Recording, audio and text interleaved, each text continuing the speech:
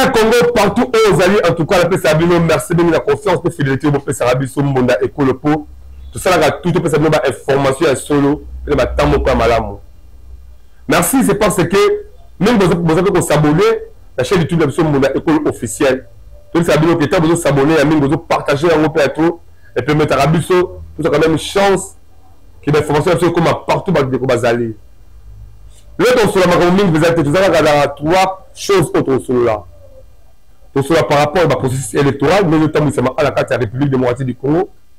Tout cela aussi, le Mboka Prince Ngavo, comme chef du village de Mawa, et la commune Ncélé, à quelques kilomètres, à 2 à 3 kilomètres, là-bas, la Prince, et on va faire la Sikakuna, la BAT, et puis tout cela peut, mais les partenariats et Salamaki entre Fondation Borley Vunda, la Fondation Les Rebâtisseurs, Kumamaka, et puis à Mboka, ainsi au Kabamba, numéro 227, candidat, député national, il y a Changoupé, la maman Calvini, au numéro 1, candidat, il y a député provincial, il y a Kimbaseke, numéro 144. Merci, ma caméra, vous allez bien, mon Mboka, Bissol Vanza, le grand réalisateur, mon Mboka, écrit dans ma tête, aussi, Maman Solita, ça m'a toujours. Avec impact dans l'idéologie qui vous a aidé, surtout Madame Christiane Ashgardé, et pourquoi pas bénéficier de vos alliés parce que vous êtes toujours proches et attachés dans le monde écolo. Tout ce que la première fois, dans le processus électoral, si vous avez une expérience, les gens ont allé 4e fois, tout le monde a l'élection, c'est la Mboka. Et puis, vous avez la bataille depuis la Botanie, parce que quand mon but, tu vas participer à la montée. Dans autre, tu participes à un témoignage. Tout le monde qui a l'élection 2006, tout le monde qui a l'élection 2011, tout le monde qui a l'élection 2018. C'est quand tu as 2023, ils allaient prévu. Je dis bien, ils allaient prévu le 20 décembre 2023. Mais là, autre comme déjà, le décembre. Ceux qui ont eu, depuis le moment où il y a quasiment à la SACI officiellement, la campagne électorale seulement. Quand il y a un banderon et tombé Sami à la vie professeur Kinshasa, mais sur le terrain, il y a un mouvement de l'État, on a un fanfare, on a une ambiance, un candidat, un municipal, un professeur, un député, à ta bon côté, et ça comme on en a. Alors, moi, l'inquiétude des alliés, c'est pas Congolais belé. Est-ce réellement dans l'élection qu'on s'attend aux alatés? Dis-moi, il lui fallait que l'Union sacrée, après sa mission, à ta confiance, moi, de la assurance. Parce que l'Union sacrée, c'est la mission surtout. Azala Mbongo, Azala Arbela la police à Simalais, Azala Pédan, Kouba tribunaux à Simalais, tout le monde a donc la possibilité de organiser l'élection locale où on a ambiance à Kitoko. Alors, le candidat peut mêler. Mais qu'est-ce qu'il ne va pas quand il va se jusque-là, le candidat va même coller là. Et d'ailleurs, tu vas te servir dans l'édition sur les calamités. Comment est-ce que le candidat union sacrée, maintenant qu'on accusé, la présidium que parce qu'on travaillait, on a intérêt à Moïse Katumbi Chapoui. Parce que, lui, comme il dit, attends 50 fois, et qu'on permet que Bango fasse la campagne d'abord, puisque la campagne il y a numéro 20, on allait voir un peu qu'à Félix Tshisekedi de Chilombo. Donc, ça m'a amené. Ok, là, INC, on a découvert que, quand il y a un Moussoussoukou, pour INC, la invité cadeau était parce que se retrouver que dans la liste, c'est un candidat député provincial. Tout le monde dit que c'est un côté à Kalam. Mais comment c'est comme union sacrée? Qu'est-ce qu'il ne voit pas que l'union sacrée, après sa possibilité, le candidat gagné, comme ça là, la campagne électorale là-bas. Parce que la carte de la campagne, on va profiter aussi de recevoir le numéro 20 pour Azali, c'est qui gagné là-bas. Vous avez un bon retenu. Bon, vous allez béler. Bon, vous allez béler la réunion sacrée, voilà. Et surtout que, dans la réunion sacrée, vous allez battre, on va faire la politique à l'éloté. Vous avez la FCC, vous avez la MPR, vous avez un bon moment ébélé. Que on a eu le que, vous continuez à coach, à coacher une nouvelle classe politique. Et bien, j'aime ma quota. Et bien, j'aime la jeune qui est une classe politique, une nouvelle classe politique, vous avez pour la jeune. Et bien, tu as une mentalité à malade. On veut se la population. On veut la campagne de Saïba. On veut l'ambiance, on veut les alaka. La fanfare est ça va partout. Mais nous, les députés, les Kalaka, les candidats, les Kalaka, la Bavini, la Barui partout. Mais tout le monde, ils ont ça demandé pourquoi, qu'est-ce qui ne va pas. Et personnellement, ils ont fier de le ceux qui ont marqué, les candidats, ils ont sacré, les candidats, donc on a pas si, pour ceux qui ont au niveau municipal, au niveau provincial, au niveau législatif national, si réellement que vous accusez le président, ils ont sacré qui va aller travailler pour le ministre du chapeau, parce que la bonne, on peut savoir le financement, travailler pour la compte, il y a un mot, ils ont sacré, il faut pas soutenir le ticket gagné dans l'eau, le ticket gagné dans l'eau, si tu le motives, c'est qu'ils allaient à ce photo de Libéro. Donc, nous avons continué de ces eux, tout d'abord au niveau régie, moi, je vais écrire peut-être à abaisser les mains autres, le baki, peut-être que la malédiction par rapport à candidat, ils ont sacré des unis. On a dit contre les membres de la présidium, ils ont sacré. C'est parti au niveau de écrire la régie, tout balancer sur les mains autres, les reportages et les calaki. ndeko ya Congo boyebake ekomi kolumba solo ya mabe makasi bokotuna ngai nini bakandidat député national provincial pe municipal ya union sacrée de la nation baza komona neti kaka suka na yombo pe confusion ekoti bango kutu basali mobange na lettre oyo bakomeli le chef de l'état Félix Tshisekedi Tshilombo yambingi baza ko réclamer financement ya ba campagne kutu na misika fourmi basimbeli ke ba membre ya présidium ya union sacrée de la nation baza ko préparer victoire ya Moïse Katumbi Chapwe pe échec ya mwana mboka Félix Tshisekedi ba comprendre ke ba dinosaure politique oyo donc ba poilu oyo ya union sacrée mingi ya présidium ba bimisi atambongo mokote même ba logique oyo eko permettre ba sala ba campagne na bango kitoko pe ya candidat comme na bango mwana mboka Félix Tshisekedi mafia oyo eza ko salema esindi ba candidat ba soupçonner que jemoko ya mabe oyo eza ko betama po masolo ezalande elonga ya mwana mboka Moïse Katumbi Chapwe pe Tshisekedi akoya makale kale kaka ndenge ba komi na lettre oyo ya ko wanga na pe ezate po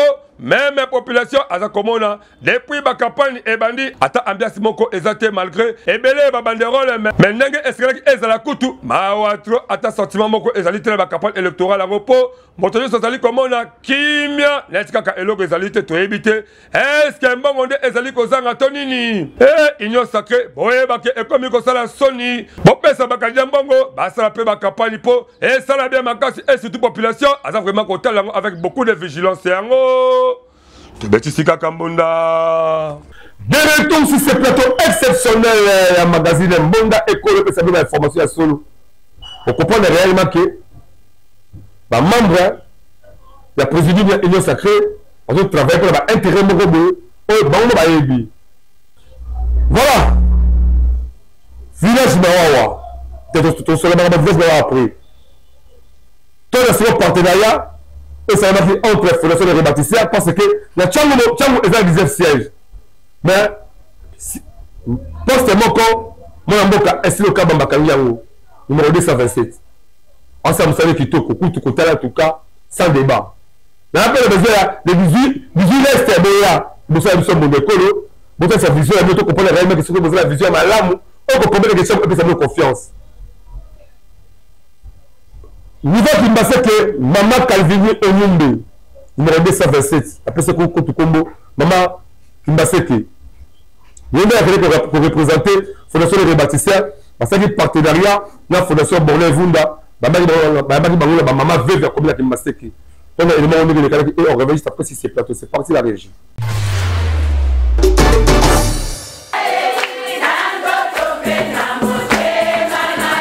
Ndeko na ngai ya Congo yebake tango ozali kolala depuis ba campagne électorale ebandi yebake ba grand stratège baza kosala misala na bango avec impact na idéologie bokotuna ngai nini botala ebele ba mama o bazali awa bazali bongo ba mama veva oyo ba fongoli mitema na bango pona koyamba mama Kimbaseke oyo babengi na kombo ya mama Calvini Onyumbe numéro 144 candidate à député provincial ya Kimbaseke elongo na mwana mboka Borlé Vunda oyo azali candidat conseiller communal ya Kimbaseke boyebake mama Calvini Onyumbe 144 ya Kimbaseke azali bongo kumbela masolo elongo na fondation de rebâtisseurs oyo président nango ezali ye moko les samouraïs du changement papa Tchangoupe mwana mboka Insino Kabamba numéro 227 oyo akangi masolo ya Tchangu Mobimba comme candidat député national Baolé Vunda mwana na fondation Baolé Vunda mwana ezalaki pe occasion kitoko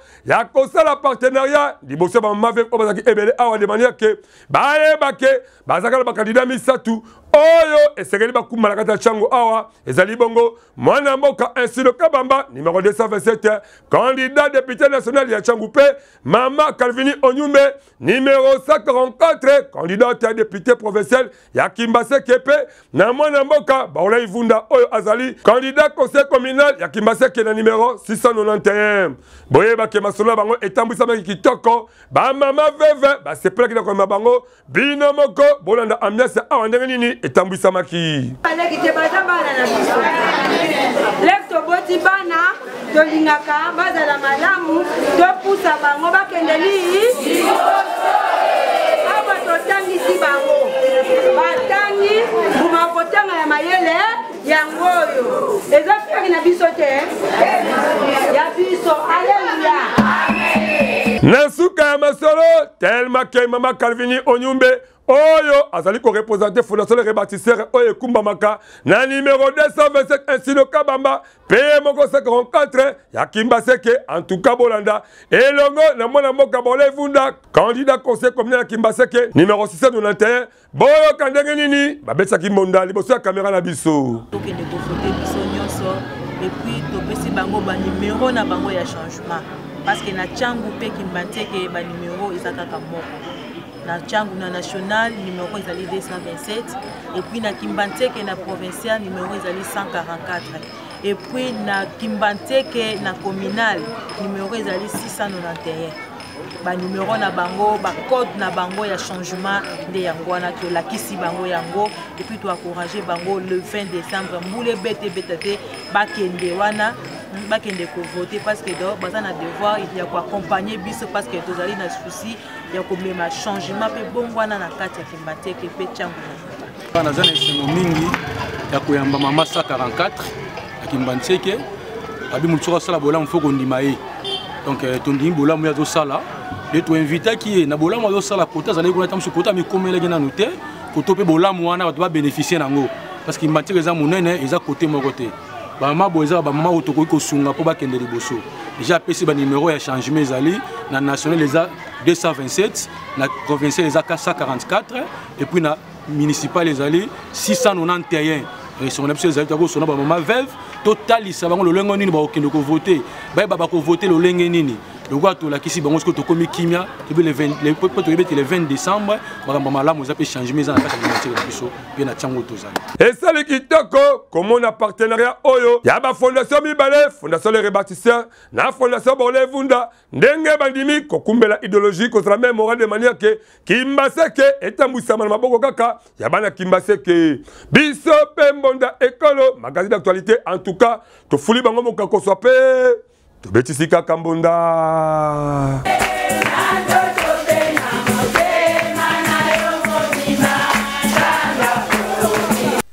merci mon amour écrit dans ma tête à tout un élément qui toque la partenariat entre fondation les rebâtisseurs et la fondation Baolé Vunda Oazali candidat conseiller municipal de la commune de Kimbase Ke donc ba koki déjà côté voilà 227 Tchangu Insino Kabamba papa Tchangu les samouraïs du changement on ça makabila kitoko makama okamwa bana mokali bana Kimbase Ke bana ya Njeli donc bana ya Masina bana ya Maluku bana ya soki ya sele partout en tout cas bango baza convaincu et monsieur la Insino Kabamba numéro 227 pas de ça kitoko avec un pacte d'idéologie so continue la route Kimbase la route ya mokali okamwa on a besoin de moi pour mokali de ba ça qui sont les bêtis on regretter mais le OCP là Maman Calvini Onyumbe, non, maman moro très social. Baolé Vunda, on a dit qu'il y a bougé depuis Kala, grâce à la fondation, on a subi la commune de Kimbase Ke candidat, conseiller municipal de la commune de Kimbase Ke. Bango mi cette là, maman Calvini Onyumbe là, professeur de Kimbase Ke, Insino Kabamba, national de Tchangu, en tout cas beaucoup c'est ma confiance. Le reste c'est ma nombre, c'est ma poste là, Biloboya, donc on a bien ton sur la TikTok. Tokei le village de Mawawa et pas un mot Prince Ngavu, le grand chef coutumier. Merci. Bravo. Prince Ngavu, on sait Moussane qui toque comme chef coutumier le village de Mawawa. La constabilité. On a des besoins, on a intérimaire. Parce que désordre. Au bout côté de Mokala. Au teka biteka teka. On a la vision. Mais le Prince Ngavu a vu une boka Mawawa. En ordre. Mais population, c'est pénible dans ma casse. On dit ça, c'est qu'avec la vision, on a la talent. Avec la vision, mais bon, bon, les amis, il y a un moment d'abord, on a la BAT, la commune à CL. On a la BAT, moi, je vais faire ce que je vais merci à toi parce que c'est bon, point ça qui toque. Quand si on est les amis, dans le village de Mawawa, c'est 2 km. Si on va dans le village de Mawawa, on commence un peu comme moi, les bossos, pour le temps où les places, il y a. Ndaku ya chef coutumier place Ngavu c'est vendu on va voir le bosso kuda la diaspora bala poto bravo parce que vous avez initiative à madame ya retour ça ba to la cité mon kuda qui toute la diaspora au continue de taliban ndaku au tali l'espace mon frère on va créer beaucoup de choses à poto mais yo on quand même la kitambo on quand même la commune ya Kinshasa na Barumbu na Limete partout na Njili ndaku nous ne pas nous caca sur le même de la toilette. Bon, on estime pour madame les alités. Mais c'est la nôtre qui va des écarts pour la Mawawa. Même dans la maison, on va de la Raikuna. Pour que la Mawawa, si on a la centre-ville, c'est la mission, la salle à innervette, c'est là. Quand tu tenais ma bouteille, j'ai autre. Ça après, c'est innervette.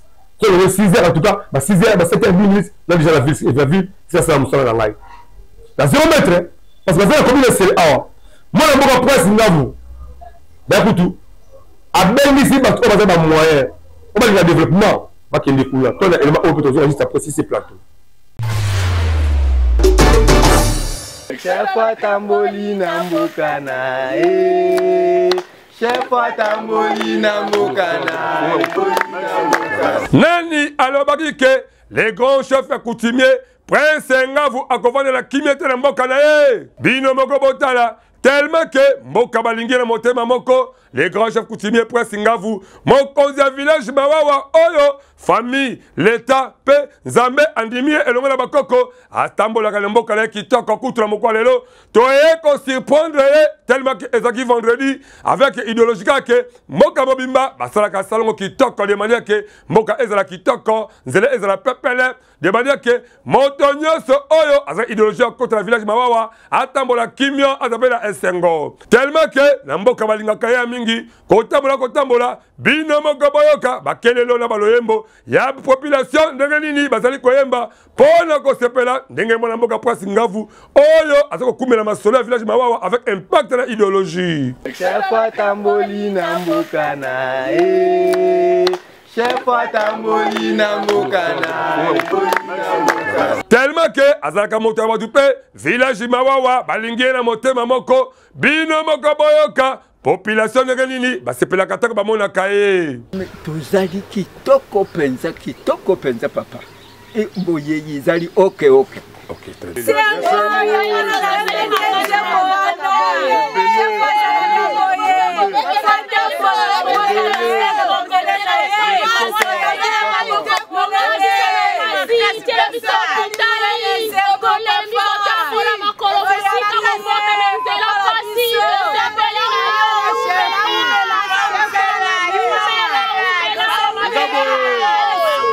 Le chef Nano Ndinga Komi après c'est pendant affection envers peuple naie. Na bolingo naie, na mawa naie, na kimia naie, na affection naie, yango wana le sali faut que le peuple naie va se retrouver donc mutakola nzala na kata mboko naie azate.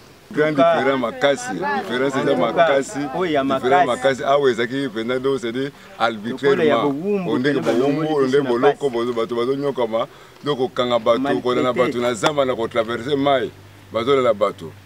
Or que baza bateau na ye bazaki na maboko na ye. Comment faut-il que nos bateaux ne basa nini va souffrir. Voilà. Et sengeli boyeba ke Mwana mboka, les grands chefs coutumiers Prince Ngavu, a quitté le village Mawawa, a récupéré un mot parce que, bah, Izripatara, oh, bah, ça va intérim, bah, baby Sakamboka, bah, comme Sakamboka, le bilanga na bango, de manière que, nyonso et baby sama. Mais le kola, azali mwana bakoko, bakoko bandimie, bino moko, bo sa babantu, bo ebike, ceux qui a solo, ozali mokonzi ya solo, elembo emoni samaka. Depuis Azu village Mawawa, plus de 2 semaines yangoyo, azali kofana kuna, tala kutu, elembo ya banyama la mboka te, maibwe bimaka te, nyama ye moko ayeko mitika, na maboko ya population, bakagene maboko kutu, e kamwisi mokili mobimba parce que, yangonde elakisi elembo bokonzi. Bino moko boyoka, les grands chefs coutumiers Prince Ngavu, nenge nini azokumbela idéologie na ye, na masolo kitoko o abeti, na cadre toujours, yako soutenir ba ancien chef de l'État Félix Tshilombo Tshisekedi pe, yako luka développement et contre village Mawawa, nenge nini abeti simbonda. Zakoloba toujours nazali chef o azali na kimia. Na ye na kimia na mboka na ngai, bana mboka pe bazala na kimia. Nalobaki toujours nalobaka bana mboka il faut ba bénéficier na biloko ya mboka. Yango lokola na kutaki bana mboka baza ko bimisa ko sala ko bimisa zelo po bateka ezali pe malamu ezali mabete. Mais basala ngona ndenge ya lokoso te po ba bebisa mboka ekoma érosion nde eloko na yebisa bango basala pe bongo te. Basala ngona bokebi nyonso tu na sima tokoyeba kobongisa ndenge nini tokoki kosala ngona ndenge moko ya malamu po mboka ezala malamu ebeba te. Yango napesaki bango keno ba bénéficier. Eloko ya malamu na constater puisque namoni bato vraiment nyonso tu ya mboka baza koyambanga na esengo. Et slogan na bango ke papa lala kana bana na ye esika moko. Vraiment eloko na sepeli yango wana. Puisque na ye pona lala na bana mboka, bana na ngai esika moko na mboka. Na ye bandenge bazali kolamuka, na ndenge bazali kolala. Eloko kaka ya mabe na ye komona epa ba oyo bazalaki liboso oyo bandai kosala intérim vraiment namoni ke abebisi mboka vraiment makasi na biteka teka na tamboli terrain bale namoni yango te ata eloko moko malunga namoni na mboka oyo bango batiki ezali te. Donc tozali toujours na mosala ya koyeba kosala puisque mboka ezala malamu. Et j'espère que yo moko moni ndenge bana mboka baza ko déclarer baza ko pesa déclaration na bango na mayema tali ke hôpital ya malonga ezali te. Et donc ba biloko ebele o ezangi na mboka oyo yango ngai na ye na yebi ke na lisungi ya Nzambe na ba partenaire na ngai na yebi ke nyonso to ekoleka malamu na mboka oyo bato bakokama mboka oyo ndenge kokoma. Bon cible na ngai ezali na noloko ya liboso nzela oyo yo lokola na komi na 2 km na makadamo basali awa yango naza kosenga toujours na l'état na mokonzi mboka na biso président de la République Fatou Beton vraiment ayeba koyoka mbela oyo pona koyeba kopousa vraiment nzela makadame e komela biso vraiment awa pote bana mboka bayeba ko bénéficier biloko ezo uta kuna eba ko bimaka pe pona kokendaka bana mboka baza na accès wana pona koteka biloko na bango awa naza ko lancer mbela na bayi nyonso tu oyo bazali koyoka ngai na itando eke pe na ba YouTube babanga eloko moko te baya kozwa mabele batonga bandako esika kitoko village o Mawawa ezali village moko kitoko eza musika te na Prince c'est 2 km ya pamba okomi makadam village kitoko espace ezali ebele ya munene ebele na espace. Donc ngai moko na kokoka te naza kosenga toujours na bandeko oyo bazali libando bazali koyoka ngai bayeba koya kokita bayeba kozwa ba espace po basala ba activité na bango vraiment ekoza malamu mingi pona biso nyonso to bana Congo. Vraiment naza kosenga toujours na mokonzi ya mboka puisque ngai vraiment miso na ngai mingi ezalaka liboso mo ile na sima mokonzi ya mboka puisque yende motazwaka décision nyonso tu na lobaka liboso mbela na lelaka nzela na moni pe nzela yango wana ekoti nde eza kopusa na pembe na ngai vraiment na kosenga pe na gouvernement boyeba kosunga ngai pona mboka na ngai village Mawawa ezali na kati ya Kisasa na commune ya Ntsele 2 km ya pamba na makadam na sengi bosunga ngai boyeba vraiment kokita kotoyo kobwaka miso kotoyo po ete botala pona mboka ndenge ezosenga na zosenga na population nanga tozosenga développement ekobuta nano epai na biso bino nde bokoya boyeba nini bokoyi kosunga biso e biso deja yango tozo kobandaka malembe vraiment toza kosenga pe mbele epai na bino bakonzi ya mboka pe bana ya libanda vraiment boyeba koyoka mbela oyo pona koyeba kokita pona kotia maboko na mboka biso nyonso toyeba kotonga mboka oyo ekende liboso mboka ezali tellement vaste donc eza ba milliers d'hectares oyo eza na kati ya mboka na ngai vraiment naza kosenga na bayi nyonso oyo bazali kolandanga na etando eke boya oyo azali na besoin na asala ta site touristique aïe awa ba espace ezali ebele ba rivière ezali ebele pona kosala ba site touristique ba etandi ezali ebele oyo kosomba aïe ta kosala ta ba maison commerciale awa o ba hôpital o ba nini awa ezali ba espace ezali ya kitoko nazali kobelela pe na ba partenaire o bazali na libanda ya mboka pe o bazali awa na kati ya mboka boya na village Mawawa bokozala desite ngai moko chef coutumier nazali kobelela kopesa mbela oyo po boyoka boya bomona ba espace oyo ezali na village Mawawa po ete totonga mboka vraiment nazosenga na bino vraiment boyeba kokita na lombango boya pe na ba oyo nyonso tu bazali na posa ke basala bilanga oyo ezali mbele ya mokonzi ya mboka Fati Beto apesaka yango deja po na bilanga ya bana mboka boya ba espace na réservé ba espace ebele po na bilanga puisque bana mboka balia basepela na yango na kobele na mbela po na eloko wa bongo.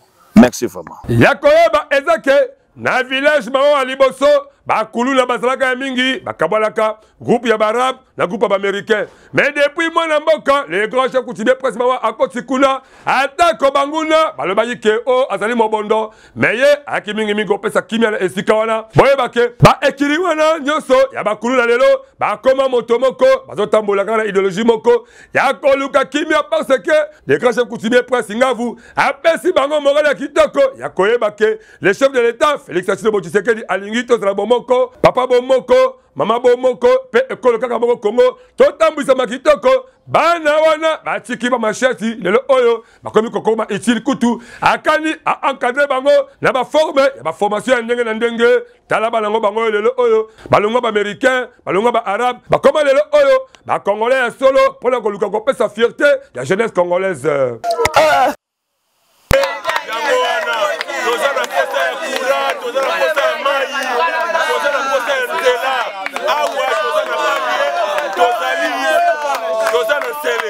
Alors, il y a un moment où il y a Sika, Prince, moi, mon délai, ou à travailler dans la mindele, et à un amour à Mawawa. Ils sont pas dans Mawawa.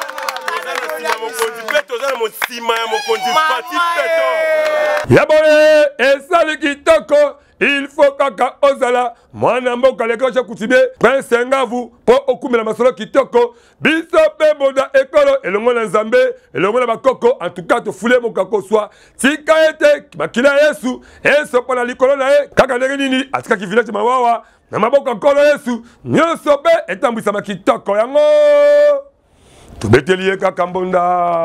Voilà, merci. Tu as dit presque là vous. On a dit que l'initiative va bien, que les poulets au sein de son qui toque. Parce que Kuna, ma camarade de ton père, à ce moment-là, la commune va soutenir moi, la Franck Isolamé, son candidat député professeur, parce que bien, à soutenir Franck Isolamé, son candidat soutenir le chef de l'État, Félix Tshisekedi Tshilombo. Donc voilà, Bazali, candidat, il n'y a pas passé, commune va soutenir Bango. Merci de comme la souka émission de Koyolo on a allé la présenter qui a merci beaucoup merci la caméra qui bongo mboka Bissol Vans après réalisation la montage écrit Mateta beaucoup continuer qu'on peut ça confiance bon élément la notre Alexandre tout ça ma chaîne partenaire rebelle pour vous avoir confiance la mission tout ça nous toujours de manière que vous avez information sur la temps au moins malam donc dans la prochaine fois sur Azongiti.